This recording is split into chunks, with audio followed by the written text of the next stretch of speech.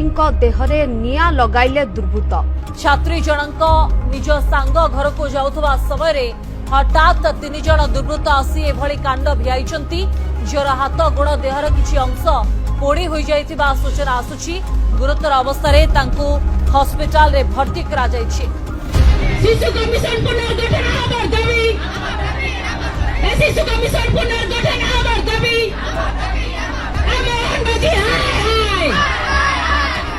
ए अपारग सरकार अपारग पुणिया पुणी राज्य रास्ता रे पुणी आईन श्रृंखला परिस्थिति विपर्यस्त बोली पुणी प्रमाण है।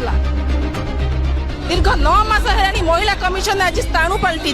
सरकार महिला मानकु कौनसी सुरक्षा देबारे कौनसी भावे उत्तरदायित्व नेउनाती। से बालेश्वर सोमेश्वरी केस हो बा गोपालपुर स्टूडेंट हो, आपण पिपिली देखंतु, नीलगिरी देखंतु, ब्रह्मपुर देखंतु, कोरापुट, केउंझर, ओडिशार जे कोन स्थान रे आपण आंगुठी रखिबे से स्थान गोटे महिला अत्याचार कहानी कहबो।